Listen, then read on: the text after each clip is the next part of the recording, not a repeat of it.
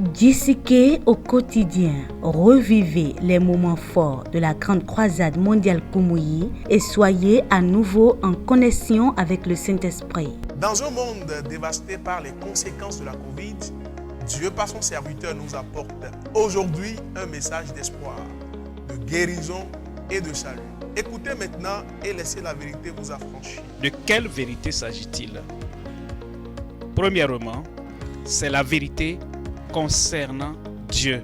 Ils ne considèrent pas Christ qui peut leur donner la grâce, la miséricorde, l'amour et la compassion de faire tout ce qu'ils doivent faire. Ils ne considèrent pas Christ pour le prendre comme sauveur, pour le prendre comme leur berger, pour que quel que soit ce qu'ils donnent aux pauvres, Christ est capable de leur donner cela en retour et même toutes choses. Prenez alors le rendez-vous tous les jours à partir de 6h45 et à 16h15 sur la télé évangélique. JCK au quotidien, suivez et soyez bénis.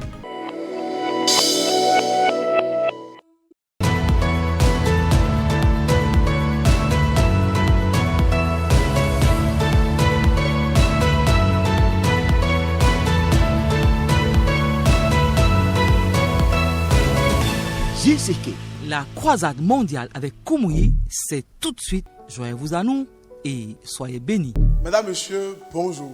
Bienvenue les amis sur un autre épisode de JCK au quotidien, croisade mondiale avec Kumuyi. Dans la vie, il y a tant de choix difficiles. Il y a beaucoup de décisions complexes avec de nombreuses options et des résultats complexes. Vous savez, parfois, il n'y a pas de bonne décision à prendre. Et parfois, vous devez faire un choix entre une mauvaise option et une option terrible. Cependant, il y a des moments où une option se présente à vous et qui est très clairement la meilleure option, le meilleur choix, la meilleure voie à suivre. Aujourd'hui, dans JCK au quotidien, nous examinerons deux points spécifiques, la voie de la légalité ou la voie de l'anarchie. Et nous ne parlons pas de la légalité ou de l'anarchie en termes de droit civil, mais plutôt de la légalité et de l'anarchie en termes de la parole et de la volonté de notre Dieu. Que veut Dieu? Qu'est-ce que Dieu ordonne? Et surtout, est-ce que je ferai ce que Dieu ordonne?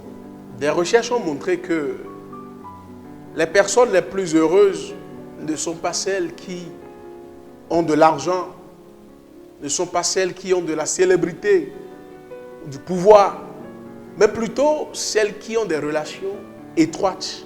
Le Seigneur a conçu les choses de cette manière. Concentrons-nous aujourd'hui sur le pasteur, l'évangéliste international, le docteur William F. Kumuyi. Il nous montre la loi de l'esprit, de vie et de liberté. En considérant la Bible, s'il y avait quelqu'un qui ne devait pas échouer, s'il y avait quelqu'un qui ne devait pas être vaincu, c'était les enfants d'Israël. Mais voici Nombre 21, verset 4. S'ils avaient échoué avec tous les privilèges qu'ils avaient, alors toute autre personne sur terre, dans n'importe quelle génération, n'ayant pas embrassé, n'ayant pas reçu tous les privilèges qu'ils avaient, va échouer. Il va échouer en public, il va échouer en privé, il va échouer sur le plan professionnel, il va échouer en tant que parent, il va échouer en tant que prodigue, il va échouer en tant qu'une personne sur terre, sans Christ, sans l'aide divine, sans la puissance céleste, sans le libérateur céleste. Je ne veux pas savoir d'où tu viens, là où tu vis, sans la libération surnaturelle qui vient du Seigneur, l'échec dans une vie de licence horrible. Mais Dieu merci, aujourd'hui, l'histoire de ta vie va changer. Nombre 21, 4. Ils partirent de la montagne de Hor par le chemin de la mer Rouge pour contourner le pays d'Édom. Le peuple s'impatienta en route et parla contre Dieu et contre Moïse. Est-ce que tu as été découragé une fois? Le peuple s'impatienta en route. Le chemin de la liberté, le chemin qui conduit à la liberté, le chemin qui conduit à la terre promise, le chemin qui conduit à la destination finale pour eux. Ils avaient des questions sans réponse. Ils avaient des désirs qui n'étaient pas satisfaits. Ils avaient des difficultés qui n'étaient pas résolues. Ils avaient des maladies qui n'étaient pas guéries. Et ils étaient fatigués et on dit, à cause de la route, ils s'impatienta. Quelle que soit l'unicité de cet homme qui se décourage et qui ne dit pas quelque chose d'irréfléchi, quelque chose de punissable. Et nos vies, dans nos vies, parce que ceci est arrivé, je n'ai pas compris. Alors, nous avons dit quelque chose qu'il ne fallait pas dire. Nous avons fait quelque chose qu'il ne fallait pas faire. Nous avons vécu tel qu'il ne devrait pas. Et nous sommes découragés. Il n'y a pas de raison de mener une bonne vie. Il n'y a pas de raison de dire la bonne chose. Il n'est pas question d'avoir d'affection. Il n'y a pas de raison d'aimer quelqu'un. Alors nos vies sont à la renverse. Le manque de loi. Et ils ont agi. Et comme s'il n'y avait plus de loi, il n'y a pas de règles, il n'y a pas de loi. Et ils ont oublié la loi de Dieu. Ça, c'est notre portrait. Ça, c'est le portrait de toute l'humanité. Voyons le verset 5. Et on dit dans le verset 5, et par là, contre Dieu, ils étaient découragés et le peuple parla contre Dieu. La loi est que tu aimeras l'Éternel ton Dieu de tout ton cœur, de toute ton âme et de toute ta force, chaque fois, à tout moment. En écoutant, nous avons découvert quelques points clés. Le premier point que nous avons découvert, c'est que notre échec vient de l'absence de Christ. Et lorsque Christ n'est pas avec nous, nous ne marchons pas avec l'Esprit de Dieu. La parole de Dieu ou la grâce de Dieu, au contraire, nous marchons dans notre propre péché, dans notre maladie et dans notre souffrance. Nous cumulons échec sur échec, mais lorsque Christ vient à nous, il nous donne la grâce et la capacité d'aller de l'avant avec succès. Le découragement mène à l'anarchie et l'espoir mène à la légalité. Si nous n'avons pas d'espoir, nous n'avons pas de but et rien à attendre, rien à poursuivre, et cela nous décourage. Ce découragement peut nous amener à chercher d'autres voies, d'autres options ou d'autres chemins. Et nous perdons de vue le Seigneur, nous perdons l'espoir dans le Seigneur. Nous poursuivons d'autres chemins parce que nous avons perdu de vue le trésor, la récompense ou le résultat. Numéro 3, la voie du pécheur est difficile et la voie du juste est facile. Notre péché nous fait souffrir. Lorsque nous suivons le commandement ultime d'aimer le Seigneur, puisque nous suivons également le deuxième commandement, celui d'aimer les autres, notre vie s'améliore naturellement. Le Seigneur l'a conçu de cette façon. Et quand il y a de la haine, de la médisance, ces choses détruisent les relations et les gens finissent seuls et sans espoir. Terminons notre conversation sur ces deux voies opposées et apprenons comment, grâce à un cœur transformé par la grâce, nous pouvons marcher selon la loi de l'esprit. Ils n'ont pas aimé Dieu. Ils ont violé la première loi. Quelle est la première loi du commandement de Dieu? L'amour envers Dieu de tout ton cœur, toute ton âme, toute ta pensée, toute ta force, pour que tu vives. Maintenant, ils avaient violé cette loi. Si tu violes une grande loi, alors tu as commis un grand péché. Si tu violes la plus grande des lois, alors tu as commis le plus grand des péchés. Maintenant, ils ont violé la plus grande loi. Aimer l'Éternel, leur Dieu, de tout leur cœur, de toute leur âme et de toute leur force. Ils parlaient contre Dieu et contre Moïse.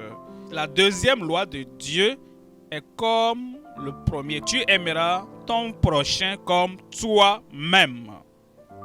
Moïse était un grand voisin prochain. Il était celui qui les a fait sortir de la captivité d'Égypte. Un grand ami, un grand secours. Il était celui qui a frappé le rocher et l'eau était sortie pour qu'il trouve de l'eau à boire. Un grand secours, un grand pourvoyeur. C'est lui qui avait étendu la verge et la mer Rouge était divisée pour qu'il puisse la traverser. Un grand secours, un grand ami, un grand bienfaiteur. C'est lui qui avait étendu encore la verge et la rivière, la mer Rouge, était fermée sur Pharaon et sur les Égyptiens. Un grand secours. Ils ont parlé contre Dieu. Ils ont violé le grand commandement, la grande loi contre Moïse, ami le plus proche. Beaucoup d'entre nous sommes comme ça parce que la voie du pécheur est dure. La voie des pécheurs est dure. La voie de ceux qui vivent sans la loi est dure. Mais Dieu merci, le Seigneur ne te laissera pas dans cette condition. Il te sauvera. Il viendra te guérir. Il viendra te délivrer. Le Seigneur a laissé cela pour voir s'ils vont rapidement revenir et venir à lui pour dire: Seigneur, nous sommes désolés. C'est ce qu'il attend. Seigneur, je suis désolé. Et c'est exactement ce qu'ils ont fait. Et quand tu le fais et tu viens à Dieu aujourd'hui et dis: Seigneur, je suis désolé. Tout problème, toute souffrance, toutes les difficultés, tous les problèmes du péché, toute l'oppression, tout va disparaître. Il va vaincre ce serpent pour toi. Il va vaincre ce Satan pour toi. Il va vaincre ce péché pour toi. En écoutant ce sermon, je me suis souvenu de l'histoire de Jim Elliot. Il a perdu la vie en tentant d'évangéliser son peuple en Équateur. Jim a déclaré ceci, je cite: « Ce n'est pas insensé de donner ce qu'on ne peut garder pour gagner ce qu'on ne peut perdre. » Lorsque Dieu nous appelle à échanger notre désobéissance contre la vie dans l'esprit et la liberté en Christ, c'est une aubaine à ne pas rejeter. C'était un message dur, mais un message que nous avions besoin d'entendre. Lorsque nous marchons avec le Seigneur, lorsque nous sommes en conversation avec lui dans les Écritures ou dans la prière, et que nous avons une décision difficile à prendre, il nous indiquera clairement le choix entre une bonne décision et une mauvaise décision, entre une option sage et une option insensée, entre une décision légale et une décision sans loi. Il nous aide finalement à choisir la voie de la grâce du Seigneur. Vous traversez peut-être une période difficile de votre vie. Vous êtes peut-être en retard dans le paiement de vos factures. Dans votre mariage, peut-être cela est difficile. Je vous exhorte à remettre vos défis au Seigneur. C'est sa bataille maintenant. Et tout ce que le Seigneur fait est couronné de succès. Même dans la tombe, il a la victoire. Amen. Comme la Bible dit dans 1 Jean chapitre 5, le verset 4, que tout ce qui est né de Dieu triomphe du monde. Et vous, mes chers amis, vous aurez la victoire au nom puissant de Jésus-Christ. Merci d'avoir suivi GCK au quotidien. Restez en contact avec nous sur toutes nos plateformes de réseaux sociaux. Au plaisir de vous compter parmi nous lors de la prochaine croisade mondiale avec l'évangéliste international, le docteur William F. Koumoui. Merci.